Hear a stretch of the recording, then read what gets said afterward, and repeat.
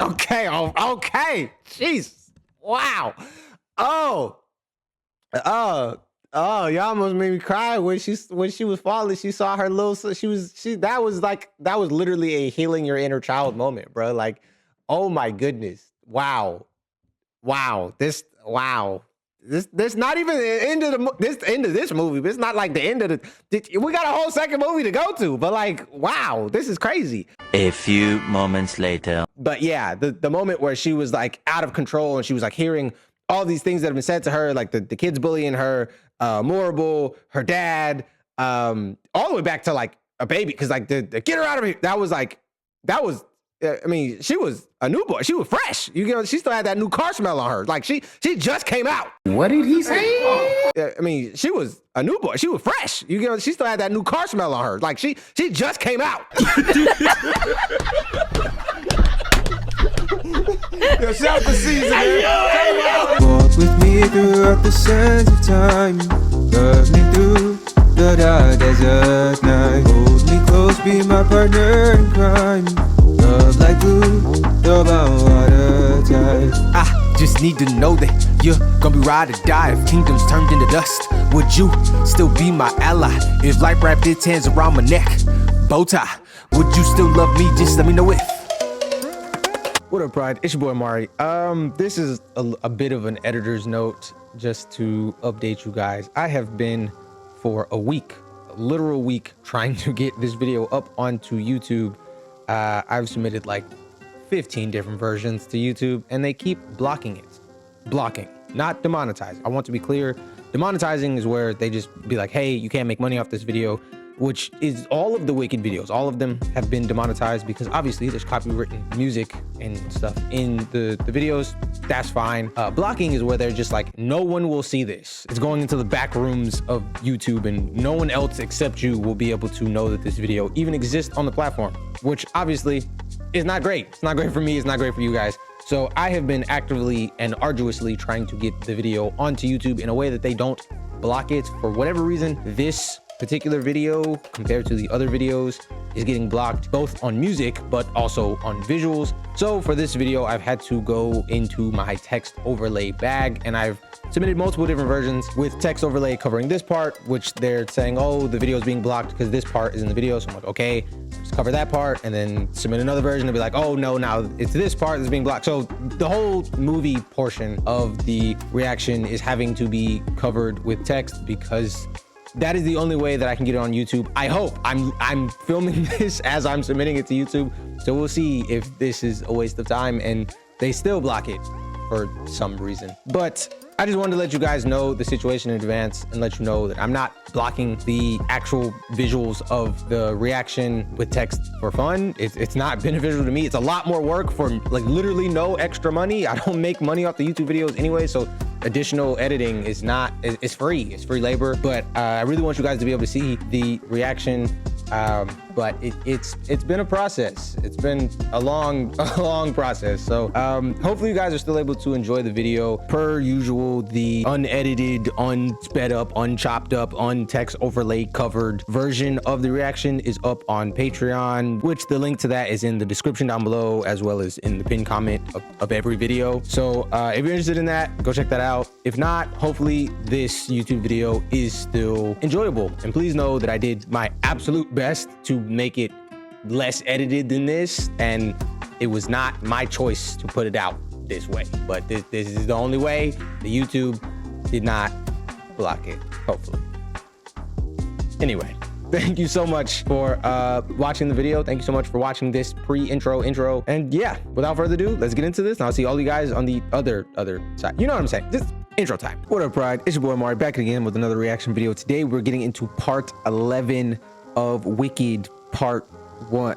This is the last part of my reaction to the first Wicked movie, which I've been told is act 1 of the Wicked musical, which is based off of, but it's confusing. But the point is, this last part for this movie. Right after this, we will be going straight into Wicked 2. I've already gotten the breakdown of like where to stop and go. I'm ready is what I'm saying. I don't know if you could tell, but I'm wearing the same clothes from the last video. because I just right after the last video. Okay, I had to keep going. Okay, I couldn't just stop right there. Y'all be thinking I'm patient. I'm not patient. I'm busy. But tonight I got time. Okay, I got some time tonight. So we are getting into it. I am quite excited to see where this goes with the Grimmerie. I have no idea what you guys said in the comments on the other video because I'm filming this before then. That happens in the future. So I don't know what your guys' thoughts is on my theories. I had a super long outro on the last video. This might be a longer outro. I don't know. We're gonna see, but I'm excited. I'm hyped. But yeah, I don't want to make this intro too long because if I've read this breakdown of where I'm supposed to start and stop correctly, this video gonna be stupid long. Like I'm warning y'all right now. I mean, you can see how long it is on the timeline. I have no idea, but I feel like it's gonna be super long. So thank you so much for clicking on it, watching it. So without further ado, let's get into this. Thank you so much for being here. Make sure to like, comment, subscribe, and share, not to miss all of my reactions to the next part. This is the whole other movie. We like halfway through the entire story. So yeah, let's see what happens with the wizard, and hopefully I don't get even more traumatized than I was last time. But my belief in that is not high. So without further ado, let's get into this, and I'll see all you guys on the other side. Wait a minute. She may not be ready. Casting a spell with the Grimmerie? That's a mighty tall order. Let me try. Let me prove myself.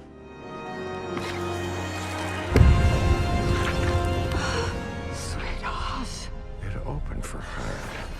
Okay, I'm gonna try not to stop like too much on small stuff, because again, this video is probably gonna be super long. But like, I just want to say, I was saying in the last video that I thought the book was like shaped in a very interesting way. The way that book opened is not at all how I anticipated that book to open. That was just, this book is interesting, okay? Like almost as interesting as the magic that's in it is the way that this book is constructed. It feels magical. So again, set design and like the artistic choices in this movie are just spectacular, and the Grimmerie is aesthetically living up to a book of spells because it looks magical.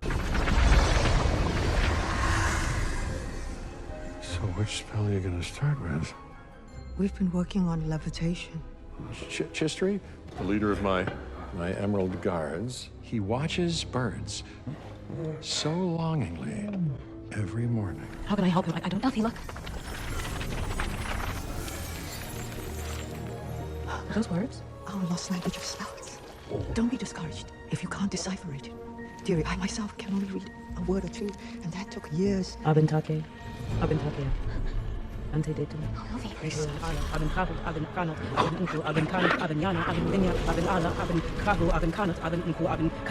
did I tell you?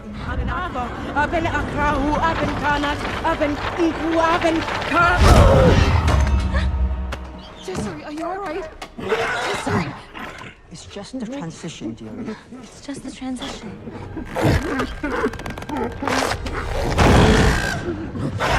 Oh! But it's hurting him.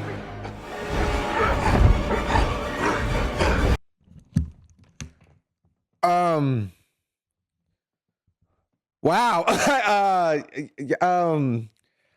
This is intense. This is like between the music, which is like very, very suspenseful and intense and very making your hairs stand on end, right? The actual again, we're getting very interesting lore on like a variety of different things, which to be honest is my favorite part of this movie or this spin-off or whatever you want to say. Like things that again you wouldn't have thought about, like how did this work, which I guess I never thought about the fact that like the flying monkeys are the only animals so far that, other than the fact that like all of the animals can talk, they all for the most part are animals that we have on Earth already, except the flying monkeys. We don't actually have flying monkeys, and so it makes sense that they would be further magical past like just the animals being able to talk. But yeah, I did make a connection when I saw like all of the guards in the last part where Elphaba, like the original Wicked Witch of the I think the West, East. I don't know. I don't remember which direction she is the Wicked Witch of, but I think it's the West. That is correct. She has like the flying monkey guards, right? And so I was like, he has some type of primate guards. I'm assuming those are also monkey guards. Like just like all the monkeys in this universe are guards. It's like where my brain like kind of went with that. So like now I'm seeing like literally these, at least this monkey has been turned into a flying monkey. And if I remember correctly, the flying monkeys actually worked for Elphaba in The Wizard of Oz. In this version, they work for, or at least this flying monkey works for the Wiz. But that's interesting. Her reading that spell off was like very unsettling. I'm not gonna lie. Like the way she was reading it, the music, the like additional layered vocals of like the spirits or something, like she was like channeling the ancestors who were magical, the old wise ones or whatever the case. Also, this does support my theory in the event that they are using Elphaba, which if you haven't seen part 10, this is not going to make sense. I don't know why you're watching this if you haven't seen part 10. I'm directly commenting on commentary from my last part because that's how this works. Oh, also you have to have watched the outro of the last video for all this to make sense. Okay, there you go. In the event that they are in fact using Elphaba for something, my theory was, what would they be using her for? It must be something to do with her magic. And maybe she is magically more, like innately more magically powerful. Like her mana levels are higher than Miss Morrible. And I was like, oh, maybe Miss Morrible can only read chapters 1 through 4 and Elphaba can read like chapter 5 or something. Like, because she has more innate magic, so much magic that she can't even control it. So much magic that she had as a baby. So on and so forth. And yeah, it's like that, but like way more intense because Ms. Morrible, after years of studying, can read 2 words. She said 1 or 2 words.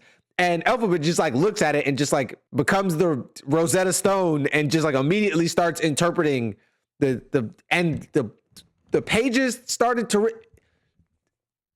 Here's a thought. Can each spell only be used once?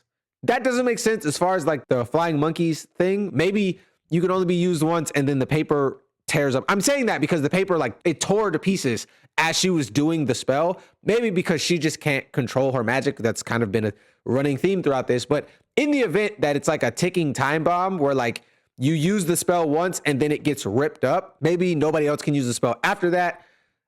That wouldn't make sense as far as like there being more than one flying monkey unless that spell turned all of the monkeys into flying monkeys and we just haven't seen the other monkeys yet. That's what I'm talking about! That's why he's the MVP! That's why he's the GOAT! The GOAT! Or if Elphaba just will remember the spell, even though like that page of the Grimmerie has torn itself up. But yeah, that was like the messages in spy movies where like you get the message and then like at the end of this message, in 5 seconds, this will explode. And like that's kind of what it didn't explode, but it like tore itself to pieces, which I was not expecting that to happen either. It's just so much really, really intense visuals, music, like the setting, dude having the wings grow out his back seemed very painful and just so uncomfortable, which Elphaba commented on. But I also needed to comment like way more than they seemed to react to. That was a lot. That was a lot, dude. Wow. We're going to get back into this, see what other spells that Elphaba can do. As Miss Morrible commented on, they were working on levitation, which is a callback to like the coin scene. And she like threw the coin really far. And I know that a central part of the original Wizard of Oz is that the Wicked Witch can fly. Like she does like the flying on the broom. And then they have to like go get her broom for the wizard, right? That came to me in actually something else just came to me because before I was theorizing what could they possibly be like needing Elphaba for? What would they be manipulating her to do? Like the wizard wants to go home in the original Wizard of Oz. I think that's why he wanted the broom so he could like get on it and fly and like go home. And so maybe that's why they were teaching Elphaba levitation. And then once she's mastered that, they'll give her the levitation spell from the Grimmerie, which will like be a higher level and whatever. And like maybe the Wiz can go home in that way. I don't know why Miss Morrible would be invested in the wizard going home. I get why he would, but I don't get why she would. So maybe he's manipulating the both of them so he can get home. I don't know. But the point is, this whole thing seems weird. And I'm skeptical of everybody except Elphaba and also Galinda. Galinda seems cool, but like I know at the end, she there in Munchkinland celebrating Elphaba's death with all the little bastard munchkins. So yeah, we'll see how this goes. But we just started and I'm quite uncomfortable. So I was like, hopefully this part doesn't traumatize. Yeah, psych. It's already so intense. We are so far away from the cuteness of popular that it's not even funny. Glorioski, You did it. You actually did it.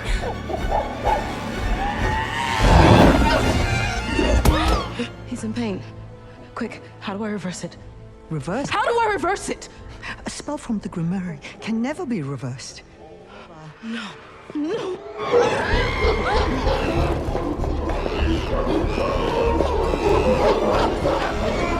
I knew she had the power. I told you. Okay, this is a sound defiance. Just what we hope for, eyes in the skies. Yes, they'll make perfect spies. Spies. You're right, that's a very harsh word. Oh, scouts! What about scouts? Because they'll be flying around Oz reporting back on any seditious animal activity. Seditious animal activity. What does that mean? Elsie, I'm sure the wizard has a good reason. It's you. You're behind all of this. You're the reason why people are turning against the animals. It's all because of you. We're doing this. You must trust me. Don't! Elf, when I first got here, there was discord. Everybody knows that the best way to bring folks together is to give them a real good enemy. If you wanted spies, why wouldn't you just make them yourself? You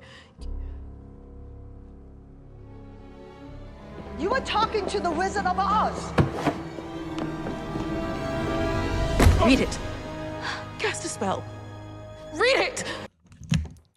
My girl's smart. I'm not gonna lie. She's smart. She's smart. Clever girl. She catches everything so quick. She put it together so quick. I can't take credit for all of this because like you guys know me. I'll throw out 20 theories and like one of them will be right. And then like gloating when you like 1 for 19 feels weird. But like at the same time, all of this I predicted. I can see the future! At some point throughout this process, I predicted that the wizard was directly behind all of the animal thingy. Maybe I said it or didn't say it, just thought it during the editing process. I don't know. The idea of, oh, that's dark. The idea of there's so much discontent, so we need a common enemy is a very common sentiment throughout history. Especially the time period when this was created, which was like around the like World War I, World War II era, right? That's dark. Yeah, I could go so many places with that, but I just like, this video can't be 2 hours long, dude. Psych! We can't, right? Can I make it? I don't know. That's dark though. That's really dark. It also explains why all of the oppression of the animals is very new, because like the wizard getting there, I'm assuming, is new. Like he hasn't even built the yellow brick road yet. So this is like really early into the process of him being there. I don't know how long he's been there. I just know he hasn't been there that long. You know, we don't have like Dorothy or anything happening at this point because she goes down the yellow brick road. They don't even have the yellow brick road yet. It's like just a model in the corner. She picked up on the fact that he in fact is not a wizard. She said, if you wanted spies, why didn't you just make them yourself? And then she's like, oh, because you can't. That's why you had to have me do it. And then, yeah, I did pick up on the fact though that something was off about him, and that was like primarily due to like the wizard just being like a big old fat phony and a fraud in the original Wizard of Oz, but also being the person who sends Dorothy and gang after Elphaba in the original Wizard of Oz. So just taking that, like he is technically like her biggest antagonist. She is technically the antagonist of the main characters, but you get what I'm saying? Like the Galinda, who is her friend in this movie, and the wizard are basically the main reason that Elphaba ends up dead in the Wizard of Oz, because those are the two people who kind of like send Dorothy and pals down this like journey that leads to Elphaba's demise, right? And knowing that Elphaba dies in this version, but Galinda is her friend, process of elimination. Also like the weird energy that I got from the comments of people being like, you're shipping the wizard and Elphaba? Like it was a comment, okay? It was offhand comment. I wasn't for real shipping them like that. It was just like hey, what if this happens? Because like obviously Elphaba's not gonna, well, not obviously, but I'm thinking Elphaba is not gonna end up with Fiyero. I want her to have love. What are the other male characters that exist in this series that she's not related to or aren't already spoken for by either dating her sister or best friend?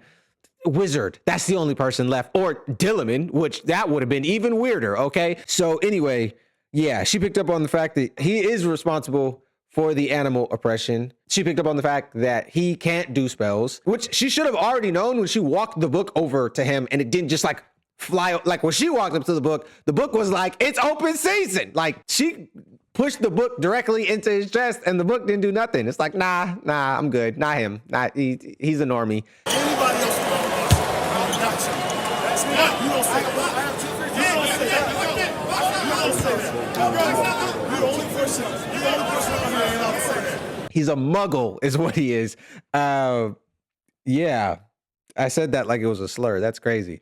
There was like some third thing that happened in that sequence. Like it was a very quick, she picked up on so many things without necessarily having to be told, which is like very fast advancement. As far as like the pacing of this movie, we went from like not a lot of stuff happening to like a lot of stuff is happening very quick. It was like a lot of character development. And like now at the end of the movie, they're just like, here's all of these things happening. By the way, here's the bad guy. Here's the explanation for this. And like, it's just like, whoa, sorry, that was a lot. Wow. Oh, I also nailed the whole thing about like the spell. I don't know for a fact you can only use it once, but the fact that like the pages tore itself up, I'm thinking it can only be used once.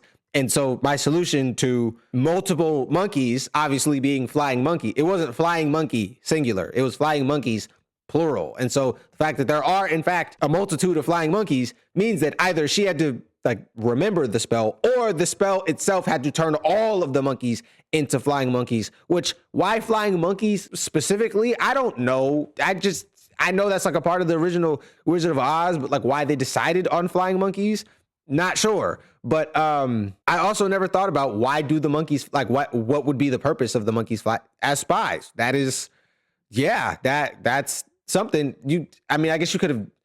Is there like an invisibility spell? That would have been even more effective than flying. Like I can look up and see the flying monkey, but like if the monkey is invisible, then it could just like be there in secret, Also using animals to further animal oppression is very weird. Like it's not flying humans who are spying on the animals. It's flying monkeys that are spying on the animals, right? Like that's weird. That's like, yeah, that's weird.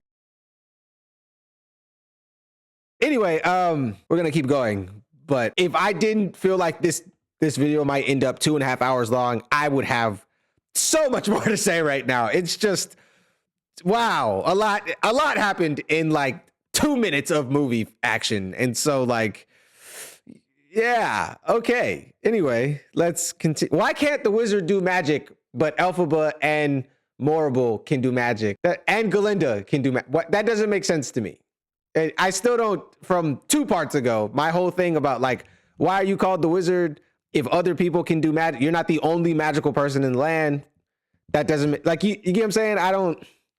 Whatever. Let's continue. But all will be revealed in time or not. And then I'll have an hour-long outro. We're doing this to keep people safe. All of us will benefit. And you've known all along. Since the day you met me. Cast a spell. Read it! Alphabet. Don't!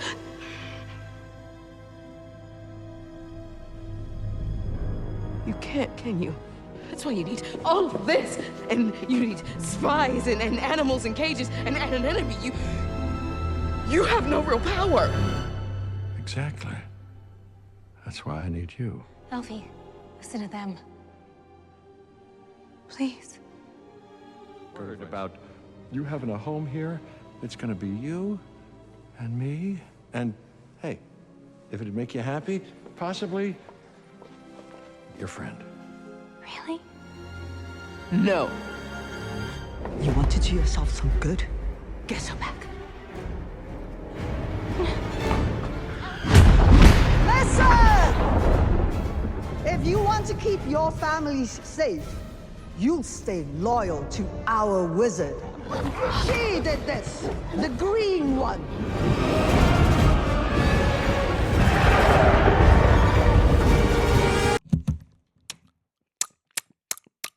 I don't know if you remember, like maybe 8 parts ago. I don't know when it was. It was a long time. It's been months that I've been doing this process. I kind of peeped she was going to be evil. Her name is Morrible. It sounds Like horrible. It doesn't rhyme with anything but horrible. It probably does. I didn't think about it longer than that. But she's a horrible person. Okay, she's very suave with her villainousness. But I don't like it.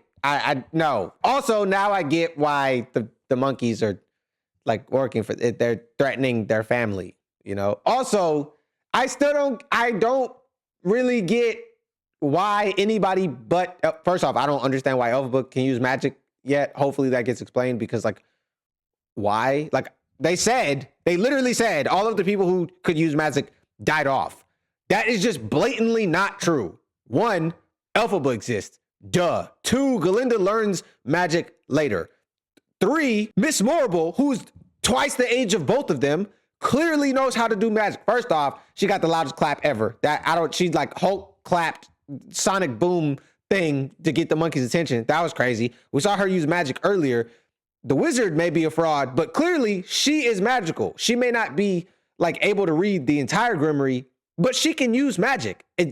Is that just from the 1 or 2 words that she learned to read? What? I don't understand the whole like power system in this universe. It makes no sense based off the information that we've been given. And so I'm just confused. I know that the wizard in the original Wizard of Oz is a human from like our human Earth world, right? And then he somehow ended up in wherever the land of Oz is. And Dorothy also ends up there somehow. It was like a tornado or something in Kansas. I don't know. The Midwest is a crazy place, but I don't really understand the magic and how it's working here, like at all. So I hope that gets expounded upon, but it was not lost on me that Elphaba did take the Grimmerie with her. Okay, so she's like, y'all can't really read it, but I'm not gonna give y'all the opportunity to, because it's mine now. So I can read it. I've taken ownership of it. Thank you. Goodbye. I'm leaving here with something. You know what I mean? I'm from around the way. I'm leaving with something. But I felt like the flying monkeys worked for Elphaba in the Wizard of Oz. So maybe she convinces them somehow later, or maybe this is like a difference in this version from the other version, because like obviously Galinda and Elphaba were not friends in the other version, so that's a difference. I was hoping that the wizard was a good person in this one. He's not like, I kept saying he was evil. He's not necessarily evil in the other version. He's just a fraud, you know? And like kind of leads a little girl to go murder somebody, which is not really good. Like it's not like a good person, but he wasn't like evil, but like he's straight up evil. And the only person you could like quote unquote argue was evil was Elphaba. And since Elphaba is now the good guy, I just kind of assumed all of the good guys from the other movie were evil. And then like taking that and like, you know, in these kinds of stories, there's usually like a good and an evil. And so if the good is already taken and then the enemy, the antagonist of the good, this usually ends up being the evil person. But this is kind of crazy. Yeah, they just kind of created slavery for the purpose of giving people a common enemy, which is dark. And now they're blackmailing the monkeys and performing experiments on the monkeys via magic for the purpose of turning them into super soldier spies. It's really dark when you start thinking, like as you start to unpack the layers of what's happening here, it's like, wow, this is really twisted and not at all cute. You know, no singing down the yellow brick road happening right now.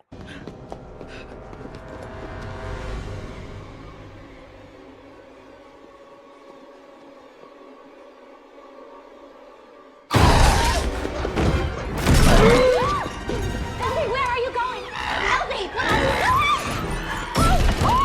No! Elphaba, please, come back. Let's just have a word with them.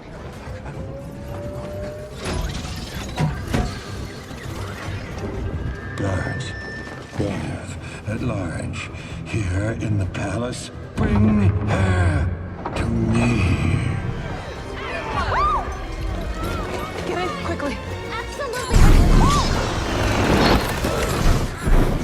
Jump now! Right hand, come on. Give me my leg. Give me my leg!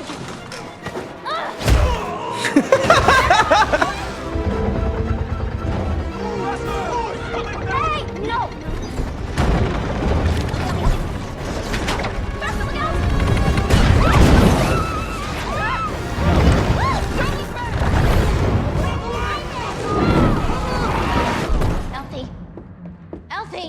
Calm down. You have got to let him explain. Over my dead body.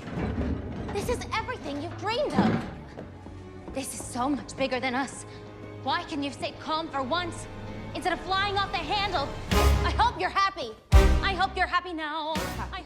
I hope you're happy too. I hope you're proud how you would grovel in submission to feed your own ambition. Okay, they're singing for real now. I don't know if this is gonna be like the little tap dancing scene. For it was like a moment of music and then it was gone and like back to story.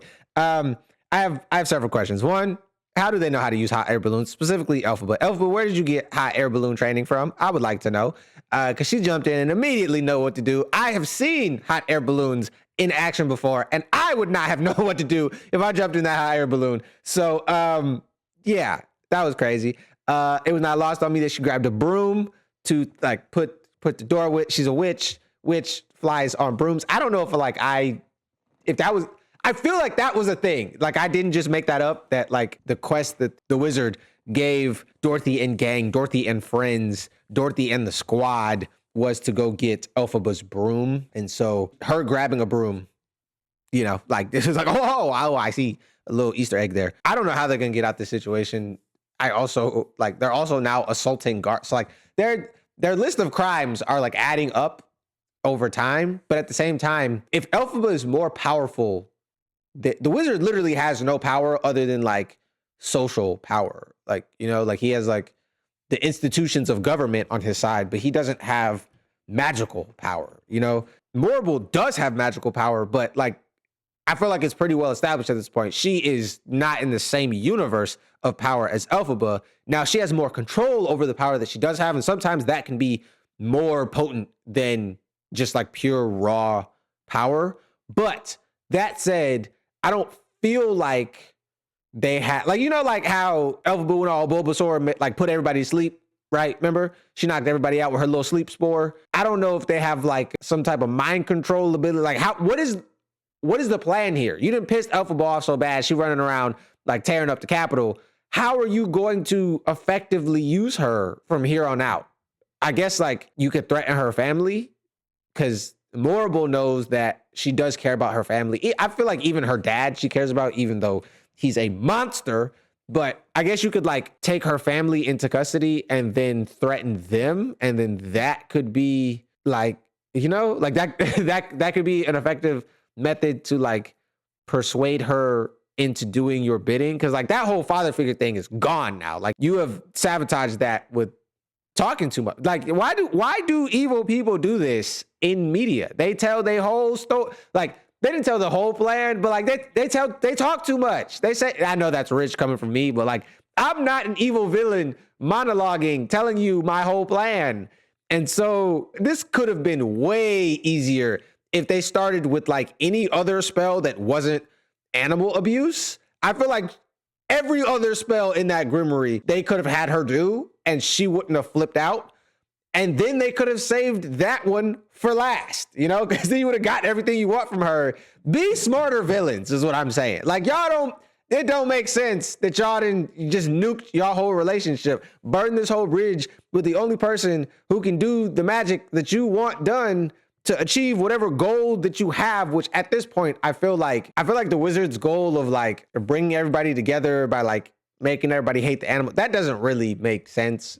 Like what is your motivation there? I feel like it would make more sense if everybody in this world was a vegan, because like animals can talk and like whatever. It wouldn't make sense for like the carnivores, which we know exist in this world, i.e.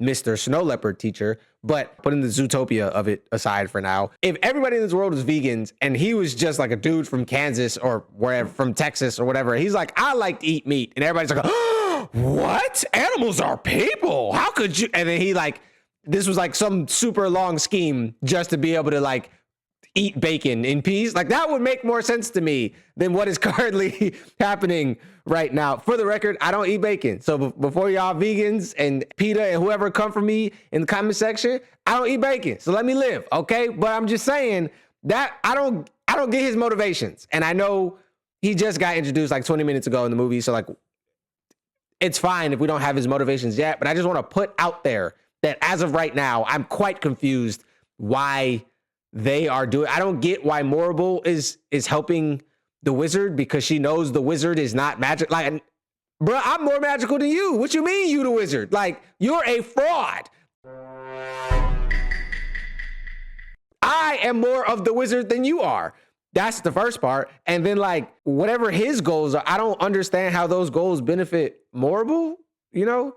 Like I guess being close to the person who like is like basically the de facto emperor of the land and that everybody looks up to, like that's beneficial for like your social standing and whatnot.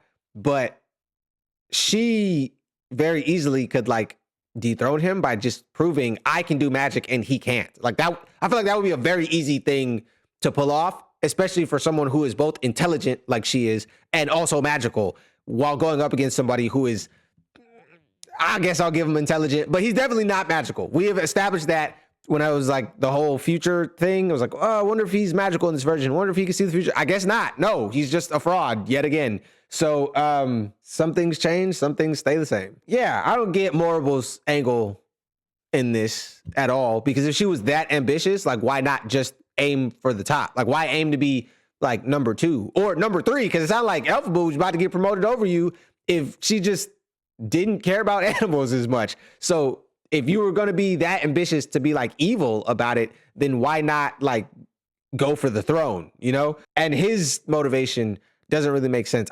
I was pretty sure that his motivation in the original Wizard of Oz was that he wanted to get home. That makes sense to me, though admittedly we didn't find that out until like the end of the movie. So we might not find out his motivation until the end of part 2, but a lot of interesting things happening is the point. A lot of things that I don't understand, but a lot of interesting things. Like the movie is moving quickly at this point. So we're about to get another song, it seems like, because they started singing, and it's like a musical arrangement that came with it. It's not really a good time to be singing or arguing with, you know, the whole capital after you. It's multiple species of guards after you.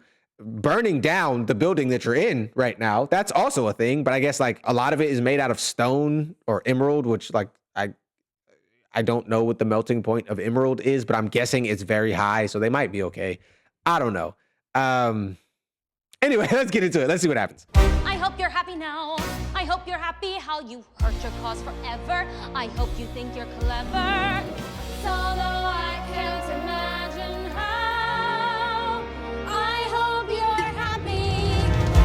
Right. There is an enemy who must be found and captured. She has stolen our Grimmerie. She is evil. Her green skin is but an outward manifestorium of a twisted nature. This wicked witch.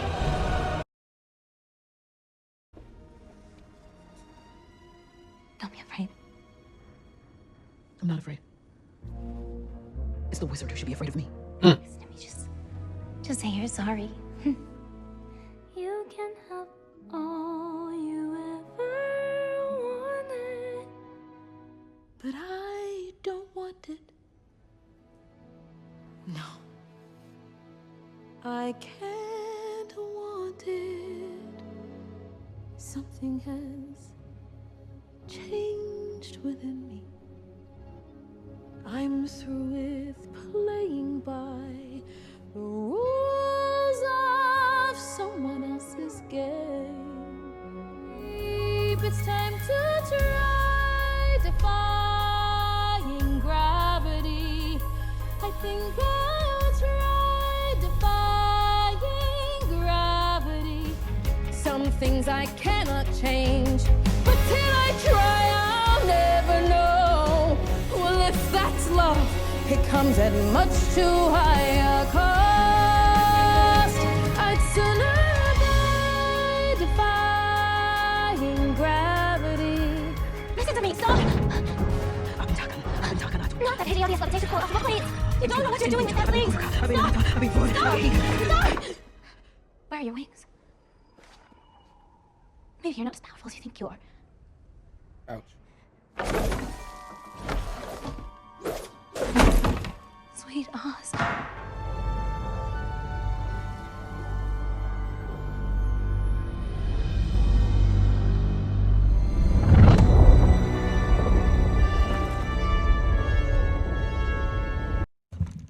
Okay, so a couple of my theories shredded immediately. Well, one theory and then also like a thought that I had. First off, the song is great. I'll come back to that in a second, but like there's a lot going on story-wise that I like is obviously pulling my attention. So the spells can be used more than once. Maybe not in the exact same way, but they definitely can be used more than once because the wings pages are back. They were being like ripped up and taking form, I guess, but they're back now. It's a magical spell book. Regenerating pages, not that crazy to think about, but maybe that's not a wings spell. It's a flight spell. So if you're using it on a living being, they grow wings because that's how living beings fly. But if you're using it on an inanimate object, it just starts to levitate, I guess. Or this could just be her own levitation magic from that she could use as a baby. Like her whole life, she's been able to make things. Like she's had telekinesis, basically. She's been able to move things with her mind, but she hasn't had control over it. Now, in a very interesting psychological choice, with the entire world against her, everything that she's worked for crumbling around her, instead of falling to pieces, she's just like, I don't need it anymore. Actually, I'm better off without you. All of you guys are crazy. You aren't worth giving up who I am as a person and what I know to be right and wrong just to get the acceptance and love of you guys. So if it's a choice between you guys' acceptance and not being a wanted fugitive, achieving all of the goals and ambitions and whatever that I had for myself versus being a good person, doing what is morally right, I'm going to choose what's morally right and sacrifice all the other stuff, which throughout history, very few people in this situation would realistically make that choice. Like most people would say, oh yeah, of course I do the same thing. Most people would not, like if we're just being real. And so that really speaks to the woman that she is and like how strong of a moral standing that she has, which is crazy given the like situation that she grew up in. I guess like Dulcie Bear or Delcy Bear, whatever, Mama Bear, like really instilled in her like a strong sense of like justice and right and wrong and whatever, because like I know her dad didn't because he's a terrible person. I know her actual mom didn't because like, you know, and so, yeah, very interesting, like very interesting. That is the worst, most beaten up, awful looking broom I've ever seen, but also makes a great witch's broom. I just think the designs for everything in this movie are awesome, like so good. And so, yeah, whoever the creative director for this is great. When I was listening to that, the song, the You Can't Pull Me Down, something. She said something about Defying Gravity, that song. He's a little slow, but he got it. As I was listening to that song that they were just singing, one, the harmony moments in this, again, very good. All of the things I've said about them harmonizing in the previous songs, same thing applies here. This song reminds me a little bit of The Wizard and I. That's what the song where, which makes sense that they would like call back to The Wizard and I, because like that is the song. I forgot what it's called in musicals. You guys told me, but it's like the song where the main character declares what their like motives and goal is like over the course of the character journey. There's a specific title for what that is called, but I forgot what you guys told me what it was back when I was reacting to Hamilton. So whatever that is, that song, The Wizard and I, is that for Elphaba. And now obviously she's meeting the wizard and it's gone completely not the way that she expected, but something about the way that she was singing and also the drums in this song. Yeah, I have to go back and like listen to The Wizard and I to like remember what about something about this song just reminds me of The Wizard and I. And I may be making that connection because it's like, you know, The Wizard and I is the song about the wizard. When I meet the wizard, he's going to degreenify me. I'm going to be accepted. It's da da da da. And like now she's met the wizard and she's like choosing not to do those things. But like, yeah, I can't tell you exactly what it is musically about it, other than like the drums sound very similar and the way that Cynthia is singing sounds very similar. I don't think the chord progression is the same, but like maybe the overall instrumentation, like the specific instruments used in it. I don't know. My brain is going Wizard and I as I'm listening to that song. So there might be some motifs in there that like I'm not like active. I'm subconsciously catching, but not like actively catching, or I might just be like making a connection to that song because like narratively this moment is like, you get what I'm saying? It's like everything she wanted in that is happening or is being presented to her. It's either happening, which is her meeting the wizard and you know, him offering to degreenify her and so on and so forth. Not that he could. Bro don't even know how to do magic. But all of that is being presented to her, and she's like pushing away from it. And so like narratively, I see the connection between those two songs. Maybe I might just be like musically connecting those two songs, even though they're not. But I feel like musically, they're also connected. That is correct. She was saying that that Galinda can't pull her down. I don't know that Galinda is trying to pull her down. I think Galinda genuinely is trying to save her friend. I don't think it's all from a malicious standpoint of like, I don't think Galinda is as self-centered and oh, this is ironic for me. I know, I'm aware, but hear me out. I don't think in this moment Galinda is being as self-centered and selfish and shallow as both Elphaba and Morrible think she is. I think that Galinda genuinely does not want to see her friend who she is bonded with, her roommate, et cetera, et cetera, et cetera. She's her best friend at this point. The only person who genuinely sees her for who she really is, although Elphaba sees everybody for who she, like more than levitation, her consistent superpower, just like the consistent superpower of Galinda is charm. Elphaba's is reading people, bro. She read Fiyero like a book. She read Galinda like a book when no one else could read those people. She read The Wizard like a book and Ms. Morrible like a book. She is great at reading people. And that could be a result of like growing up in like an emotionally abusive situation, because a lot of people who grow up in abusive homes and grow up in situations where they have like very volatile parents or parental authoritative figures, you have to get really good at reading the mental emotional states of that person, because at any moment, like stuff could go left, you know? So like that could be a honed survival skill due to like having grown up in the way that she grew up, in the home that she grew up, but also like in the shunned, oppressed way from others that she grew up. But one thing that is very consistent is she is great at reading people. She is like on it every single. I don't think she has made a single character read of a person that was wrong, with the exception of like in the beginning, she didn't realize that Morrible was evil, but like she had no way of knowing that Morrible was evil. There was no signs that Morrible was evil that I picked up on or that she picked up on. And so, yeah, I feel like at the first realistic or semi-realistic opportunity for her to be able to understand who a person is, how they tick, what their motives are, what their desires are, she picks up on that. And so that's really impressive. That's very interesting. Yeah. I was going to say something else, but I don't really remember.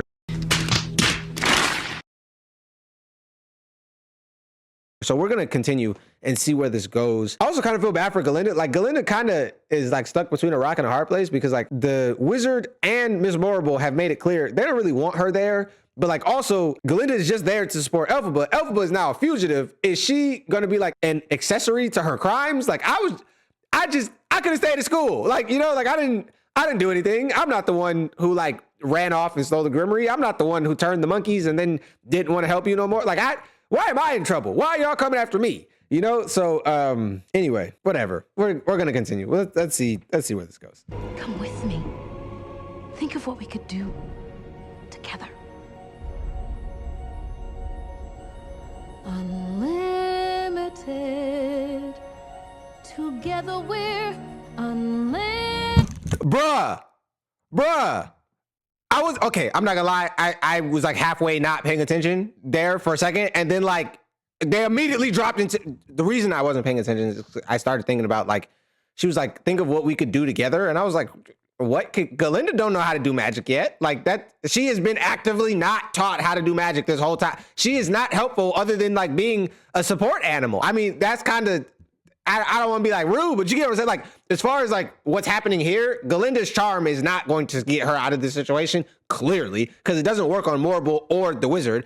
She don't know how to do magic yet. Are you about to teach her? You barely know how to do magic. So like, when she was like, think of all the stuff we could do together, my brain went off on the fact that like, that doesn't really make sense. But then like, they dropped it to unlimited, which like is like the bridge on the Wizard and I, right? Like immediately, yeah, I just said that. Anyway, okay, the point is, I can see the future. I can see the future! Quickly. Get on. What? Think of what we could do together. Unlimited. That's the little thing. Hold on. I'm tripping. I'm not tripping. That gotta be the thing from the little like chime. I don't know what instrument it is. I wish I could tell you, but to be honest, I can't. And I'm on like hour 4 of filming today, so like brain is kind of. This might not have been a good idea, but I'm in it now, so I'm doing it. But I feel like that little like chime thing. I know the unlimited thing, unlimited. That's from The Wizard and I. But the music that's happening right there, it's faint because like there's so much is happening. But I feel like that is also in A few moments later. right. I don't know. I don't think it's the exact same, but it's very close. It's very that's very clearly a motif. Me. Think of what we could do together.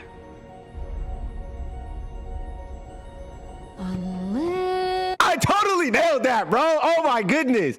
Oh, I'm so happy.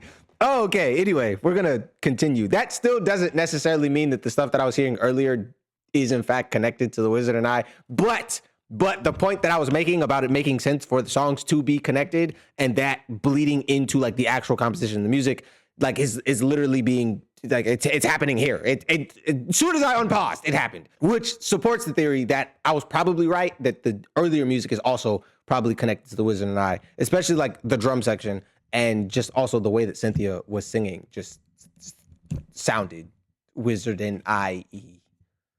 Yeah. Together we're unlimited. Together we'll be the greatest team there's ever been. Glinda. For the record, this is another like callback, and I'll there's so much happening that I'll probably forget it if I don't talk about it here. The little reference to team in The Wizard and I, she also talks about, I don't remember the exact lyrics right now, but I know that she talks about her being one half of the team and everybody's gonna like love them. And now she's like referencing, it's again, there's another callback, but like with a spin. It's basically, this song is a reprise, basically. But this song is to Wizard and I what this movie is to Wizard of Oz, where it's like, it's the same thing, but from a slightly twisted, different perspective. And so instead of like her being excited to be like a team with the wizard, now she's excited to be a team with Glinda. And instead of like everybody in Oz loving her for being a team with the wizard, now, well, you get the point. But yeah, so that's another like little callback / twist. I'm not gonna lie, this is like very gratifying because when I started this, I was looking for like a ton of motifs because like, you know, it was coming off of Hamilton and like Hamilton is just like motif, the musical. But I have not caught as many, and the comments have not pointed out like, hey, you missed this motif, you missed this motif. This was a reprise of this. And so I just think this has less of them than Hamilton. So my brain stopped thinking of those. And so to catch this one, I hope before it was obvious, but maybe not. Maybe it was like obvious earlier and I was just dense and too caught up in the story to like realize it was obvious. But yeah, it's gratifying to catch this one because my brain was not in like a looking for motif mindset, you know? Be the greatest team there's ever been. Glinda. Dreams the way we planned them. If we work in tandem, Just you and I, defying gravity. With you and I, defying gravity. Oh, interesting. So it's the same progression for Wizard and I, with you and I, and then now it's with you and I, defying gravity, and it's the Wizard and I, whatever other thing. The point is, this song is a reprise of the Wizard and I, and it narratively makes so much sense because like this moment is the actualization of the dreams that she had in that moment, but it's also a be careful what you wish for thing because she got to meet the wizard and realize, you know, it's true when they say don't meet your heroes because they're human, they don't live up to the lofty pedestal that you put them on in your head. And so, yeah, there's a lot of small small things in this song that are just like straight callbacks to The Wizard and I did not listen to The Wizard and I right before this. I wish I would have, but I do listen to that song. I guess have listened to the song enough to like be picking up on some of them. There are probably more. So if there are some that I did not mention in this video that are callbacks to that song, please make sure to leave them in the comment section down below, because I would like to know all of them. I'll probably catch more during the editing process. That is correct. Because that always happens. I'm always like, you should have said this while editing, but that's life. That's the nature of a reaction. So you can only say what comes to you in the moment, and these are the things that are coming to me in the moment. There's no fight we cannot win. With you and I, defying gravity, they'll never bring us down. Are you coming?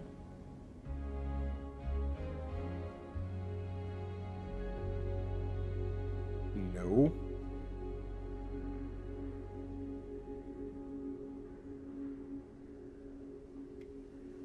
I'll be here trembling.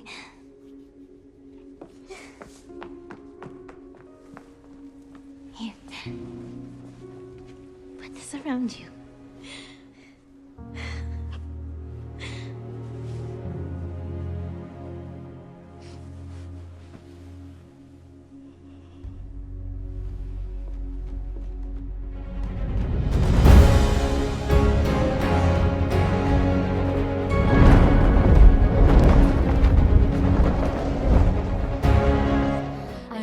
Hope you get it, and you don't live to regret it. I hope you're happy in the end. I hope you're happy, my friend.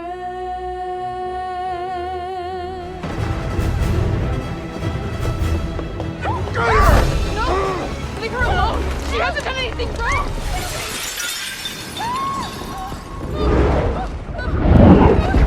What have you done?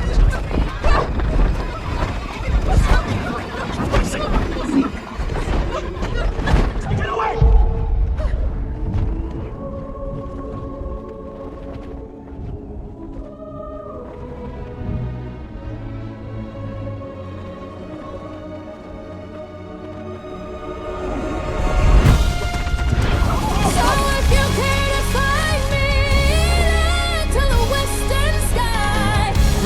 Someone told me lately, everyone deserves a chance to fly. Tell them how I'm defying gravity. Come a flying high, Okay. Jeez. Wow.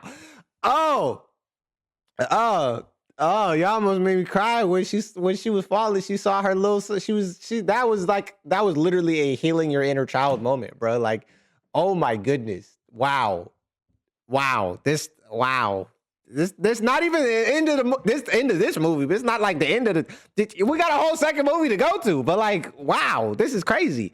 Several points. One, I think is very realistic that like, I know y'all probably gonna like, let me finish. I know y'all probably think I'm gonna kill Galinda for not going with Elphaba, because like, you know, having your friends back, having your inner circles back is kind of my whole thing. Loyalty is very important to me. But at the same time, they just became friends like 2 weeks ago. Like, I think committing treason for a person you just met 2 weeks ago, who like, you met them a month ago or whatever, you just got cool 2 weeks ago. Like, that's a lot. You know, that's a lot to go off with you to where are we going? What is the end goal from this? You know, now, if this was Nessa, you know, I'd be killing Nessa if she didn't go with her. But this is not Nessa, this is Galinda. And like, you know, they're not that cool. Just to be honest. Like, they're friendly, which is sweet.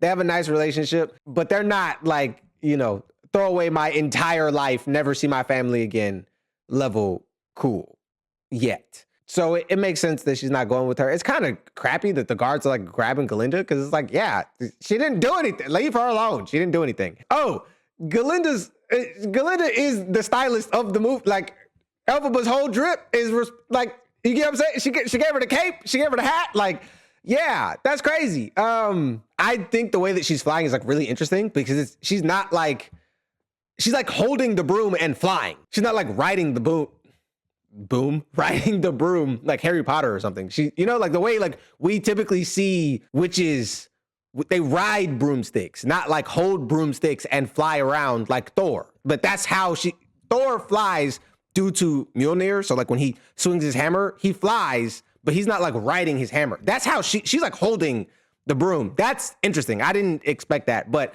the way she's flying looks super interesting. Like the CGI or VFX or whatever. I don't know. She looks like Superman. Like she's not like flying a little bit. She's like flying. Like she really out there doing her thing in the sky. So that's really cool. But yeah, the moment where she was like out of control and she was like hearing all these things that have been said to her, like the kids bullying her, Morrible, her dad, all the way back to like a baby. Cause like the get her out of here. That was I mean, she was a newborn. She was fresh. You know, she still had that new car smell on her. Like she just came out. What did he say? I mean, she was a newborn. She was fresh. You know, she still had that new car smell on her. Like she just came out.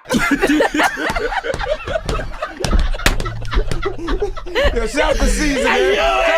Like, so the fact that she remembered that is crazy. But she was hearing all of those things, and then like, boom, she saw herself like in the that was that hit me right here, dog. That hit me right here. But yeah, then she flew back up to taunt them. I probably not, but like she was aura farming a little bit. Like she was stunting on them. You feel me? Like she could have left. She went back up there to like look what I can do. Okay, to tell everybody. She said something about the West. So she's the Wicked Witch of the West. I don't know. My brain keeps switching West and East. Maybe there is a Wicked Witch of the East. Something, I don't know. Like, why am I know she's not North or South, and I keep going, I think she's the Wicked Witch of the West, but is she the Wicked Witch of the East? And maybe like my brain is just like so West Coast, East Coast, West, East, whatever, that like, I don't know. But she said something about like, look to the sky westward or something. Look in the sky westwardly or something like that. It was sky and west, and those two together, she in the sky.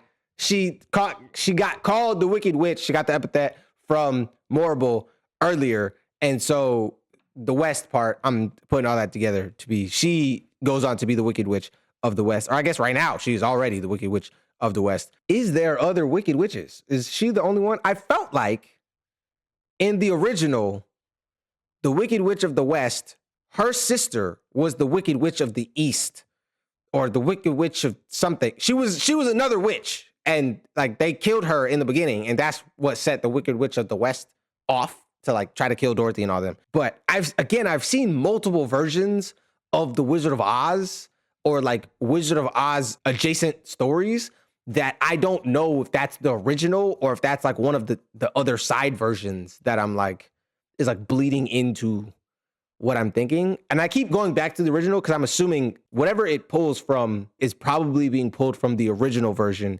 not one of the other spin-off versions, you know?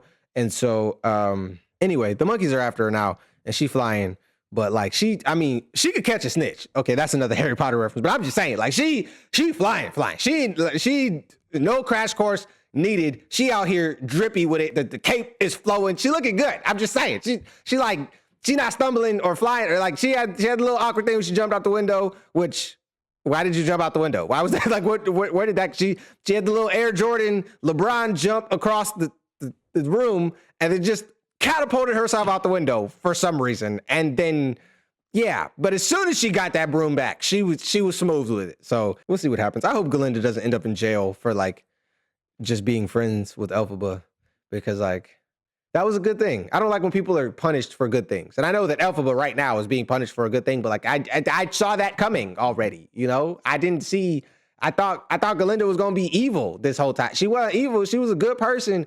And like, but also she can't end up in jail forever, because like in the beginning of the movie, she's the one, she came in the bubble, right? She came and told everybody, hey, the Wicked Witch is dead. Like, what?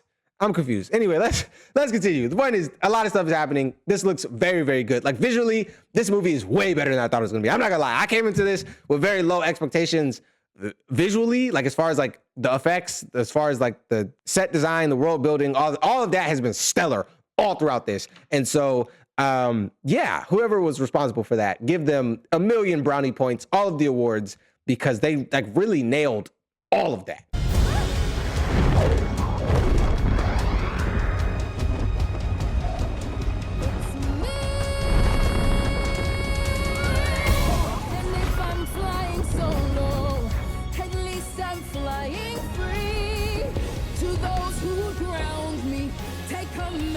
Back from me, I'm a flying high, defying gravity, and soon I'll match the Grimmerie.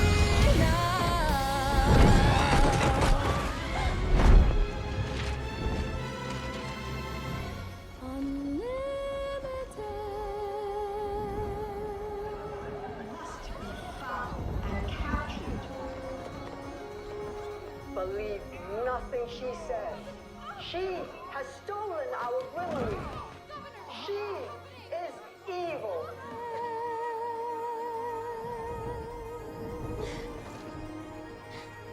Her green skin. This distortion. Never gonna bring me down. I hope you're happy. She's wicked. Kill her.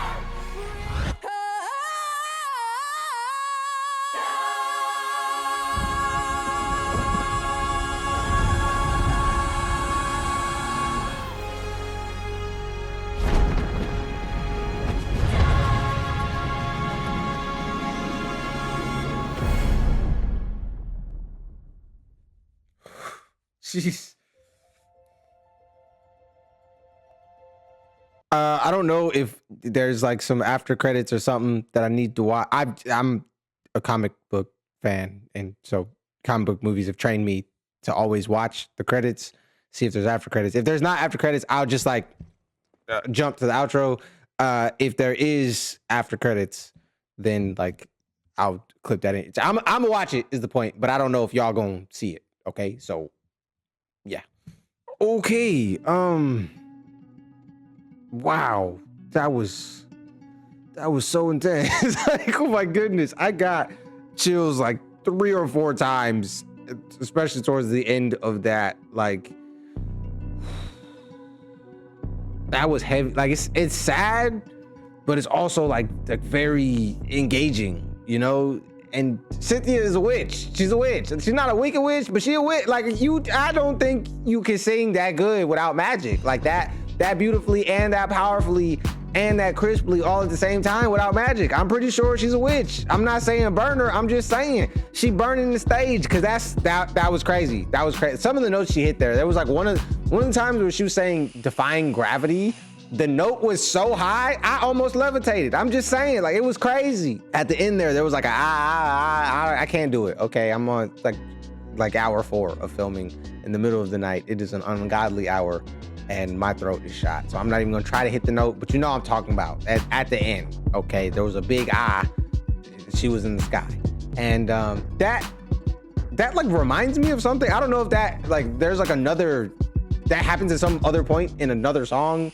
In like, maybe it happens in The Wizard and I, and I just forgot about it. There's like a couple crazy killer notes in that song, or like one of the other songs. But that sounded not like familiar, but like reminiscent of something, if that makes sense. And so yeah, I don't know like what that reminded me of, but it reminded me of something. But it was a crazy moment. It was a crazy note. They obviously called back to No One Mourns the Wicked. I think that's what it's called. I don't remember what the song is called now that I actually think about it, but you know what song I'm talking about. Opening song. Yeah, No One Mourns the Wicked. I'm smart. I know stuff. Okay, so anyway, they called back to that with the soldiers singing No One Mourns the Wicked, killer, whatever. Also, I don't know why the school is being evacuated. Like, did they think she was going back to school? That would be kind of dumb. Also, why Nessa ain't in class? Why she at home? Also, the dad having a heart attack. I guess like he's so embarrassed because like his little girl is like #1 on FBI's most wanted list. I don't know. She's like Interpol #1 wanted criminal. I don't really understand. Also, hold on. Y'all got comms that y'all could like broadcast stuff like a PA system to the whole country or countries or whatever, the whole land of Oz, but y'all ain't got phones to warn old boy that you see what I'm saying? Last point, that don't make sense. That don't make sense. All of that was a scheme. I was skeptical and I was right to be skeptical. Okay, he trash, Morrible trash, they all trash. Okay, I don't like it. I don't like the way they're doing my girl Alpha, but it's trash. I don't know where she's going because like in the original Wizard of Oz, I could have sworn the flying monkeys worked for Elphaba, not the wizard. But now the flying monkeys work for the wizard and they're after her. And where's she going? Like, she don't got no food. She ain't got, like, she got a grip. She got magic. So, like, I mean, she could make it work. But, like, she don't got no survival skills. She ain't used to living out by herself, by her lonesome in the middle of nowhere. She can fly now, but, like, she gonna eat pigeons? Like, what? I don't... Yeah. Anyway, it was a lot. It was a lot. I don't like the way they did my girl Elphaba. Also, the moment with Morrible and Galinda was effing weird. Like, I'm not gonna lie. I said it made sense for her to stay. It don't make sense for her to like hug Miss Morrible. Like, I get you're in a weird situation. Your options are like go to jail for treason with these guards and potentially be ripped apart by flying monkeys, which is an awful punishment. Now that I think about it. Or I guess like fall in line, right?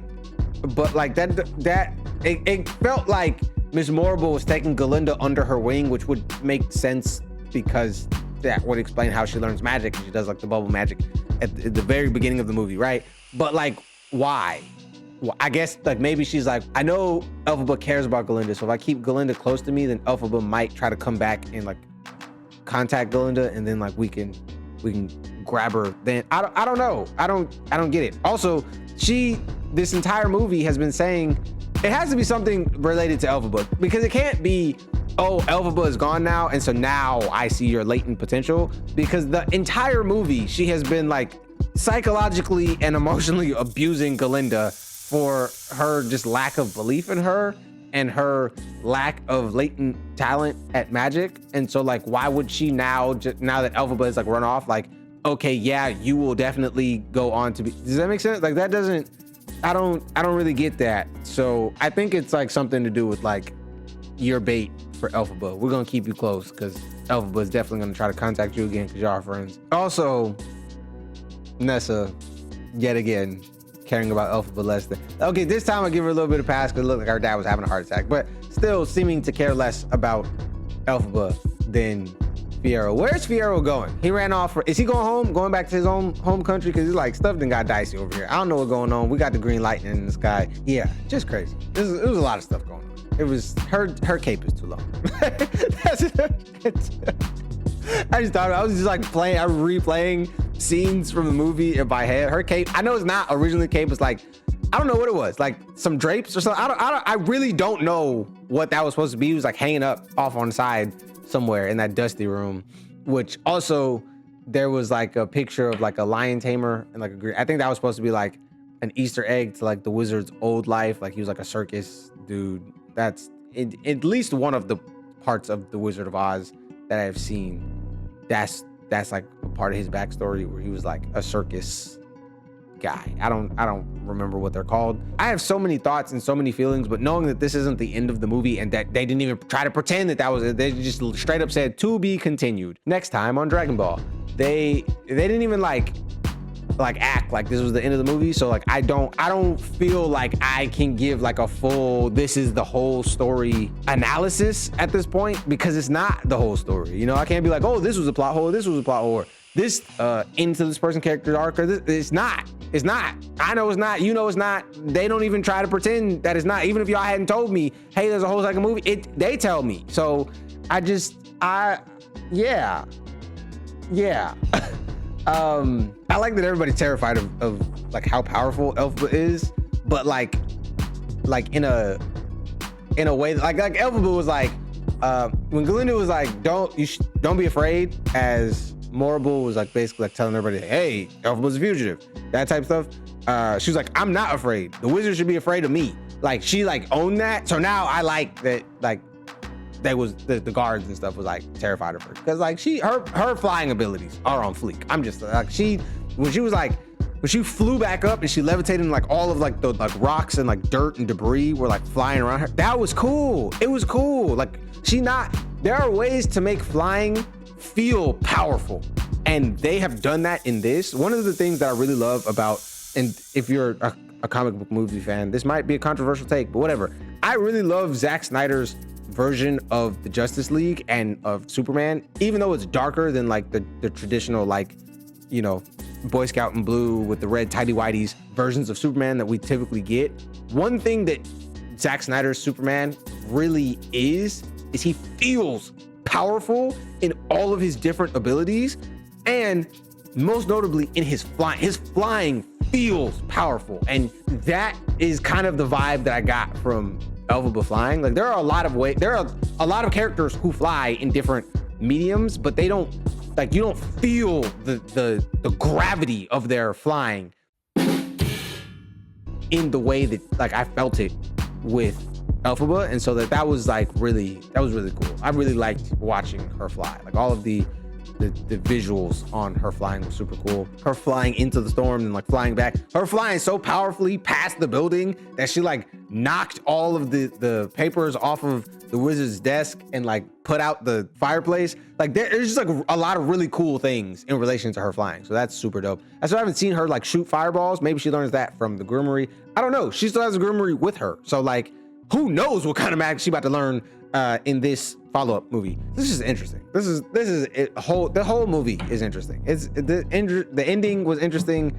The character development and then like sabotage of the bonds was interesting. I have no idea where this is going from now. Maybe in part 2 is where like Dorothy and them show up, because like obviously that's like a big part of the Wizard of Oz, and it seems like everything is like leading to, she dies at the beginning of part 1. So like, unless they change how she dies, or like specifically who kills her, then we're gonna have to get like a Dorothy, Cowardly Lion, Tin Man without a heart, and Scarecrow without brains, I think it is what the group is. Oh, and Toto, the little like Shih Tzu or whatever kind of dog breed he is. So yeah, this was interesting. I don't know if they're gonna appear in Wicked 2, but like given the fact that like Wicked 1 starts with her dying, I feel like that will be brought up at some point in Wicked 2. And if that is the case, then we're gonna get like that whole telling of the story, the Dorothy and whatever, Belinda sending them down the yellow brick road, whatever, all of that should be in Wicked 2. Interested to see that, especially because like the Cowardly Lion is he's a talking animal, right? Or is I feel like he would classify as a talking animal, which there are other talking animals in this. Now that I think about it, that shouldn't have blown my mind the way that it did, because the Cowardly Lion is like, they don't say the were lion or the lion human hybrid. Like in the Wizard of Oz, he doesn't look all the way, he's like a dude in a lion suit, right? But they continually address him as a lion, like he's a lion animal. And so like, if that is the case, then if he is in fact a lion, you know, but just a lion that can talk and walk and whatever, then like why is he not oppressed? You know, why is, if all the other animals, maybe he is in this version. I'm just saying, I'm kind of out on a limb because I don't even know that whole cast of characters is going to show up in the second movie, but I just assume so, because like how else does Elphaba die? Or was that a lie? That's a new interesting theory that just came to my brain. What if Glinda said that Elphaba died and she didn't die? She's not actually dead, you know? I just took their word at it, but Glinda might not be a trustworthy narrator. So I just remembered all of this is like a backstory that Glinda is telling a crowd in Munchkinland that was celebrating Elphaba's death, and old girl randomly called her out. Who is that? Now that I think about it again, I want to go back and I don't know if I should. I feel like I'll go back and watch the beginning of part 1 at the end of part 2, just so like I get the real end of the story when I'm going like doubling back to, you guys know what at the end of the movie or musical or whatever that I'm watching, I go back to the beginning to like re-see that with the new perspective of like having seen the whole story and see the stuff that I missed and whatever other Easter eggs were there. But as of right now, just thinking back to that moment from my part 1 of this series, I just remember thinking like, who's this little girl who called out Glinda? That was so weird. And now like I really want to, like, who are you? Where did you come from? What was your purpose? that hasn't really been addressed yet. But anyway, this was interesting. I've enjoyed this a lot. I enjoyed this more than I thought I was gonna enjoy it. I didn't come into this thinking it was gonna be trash or anything, but I didn't think I was gonna like really enjoy it because I didn't really enjoy The Wizard of Oz, which is why I haven't seen it in so long. Like as a kid, I was just like, oh, okay, this is all right. Time to turn on Teenage Mutant Ninja Turtles or something. Like, you know, The Wizard of Oz wasn't my thing as a kid. And so like I haven't gone back and watched it a bunch as an adult, but I do remember like certain like iconic moments from it. And so yeah, I think this is a really, I think all of the aspects that I remember from The Wizard of Oz that were then brought into this are really well done and really like fresh, you know? Yeah, even the little, when the wizard walked up the steps and he was like broadcasting to all the guards, we got to see behind the mask, basically, like this is where the wizard stands when he's operating the mask. That kind of reminds me of the little bit that I remember from like when the wizard from The Wizard of Oz was behind the curtain and Toto pulls the thing, he pulls the thing open and you like get to see like all this stuff. All that's like coming back to me. I didn't remember any of that when I first like started this like series of reactions, but like now that I'm seeing the Wicked versions of it, I'm now starting to like remember the Wizard of Oz versions of it. And so yeah, this has been like really cool. I think I'll end it here. I think I'll end it here. I will be starting Wicked 2 soon, quite soon. As I said with this one, I filmed this and the last part all together, so I have no idea what you guys said to that. I have no idea what you guys are gonna say to this in the comment section. I don't know. I'm just out here on a limb, but I'm, you know, that's what we doing. We flying. So thank you so much for watching until this point in the video. Thank you so much for watching this series of reaction videos up to this point. Hopefully you subscribe and stick around for the Wicked 2 reactions. I will try to do that faster than I did these. And so, yeah, it really means a lot to me. If you're watching to this point in the video, then make sure to leave a broom emoji. Obviously, what other emoji would I have done? Maybe a witch emoji? A broom or a witch emoji. Both of those are fire options for this video because like we got lore on the broom, we got lore on the road, we got lore on the cape, lore on the hat, we got lore on so many things, lore on the flying monkey. We got so much lore in this movie that I just really love that. So broom emoji or witch emoji in the comment section down below. Just let me know that you've watched until this point in the video. Thank you so much. I really do appreciate it. I will do my best to try to go down there and thank you guys personally for watching to this point in the video. Leaving your emoji comments on the video boost the video on the algorithm so it pushes it out further. More people can see it so I can make these videos more often. I can get through reactions, like the 2 entire works faster with your help. And it's also free. It doesn't hurt you any. It's like 5 seconds of your time. So if you could leave a broom or witch emoji in the comment section down below, I would greatly appreciate it. Thank you so much. I will see all of you guys here on the channel next time for Wicked 2 Part 1. Yeah, you guys have a great day. Peace. Neurotoxin, cytotoxin, given all its effects, it just can't be boxed in. It's so strong, I have to call it oxin. Feel it deep in your veins like hemotoxin. Cytotoxin, myotoxin, it raises your hair, it's all over your skin. When music hits, it'll make your head spin. Feel it deep in your brain like neurotoxin. I'm the Goliath, Leone on the scene. Feel the vibration, no stock of beans. Cut out the burrow, hit you with the turbo. Don't need a referral to know I'm mean. Why am I blue green? It's just a smoke screen. Helps inject cuisine like a new vaccine. You're shaking your denim when you feel this venom. Not talking black bile that comes from your spleen.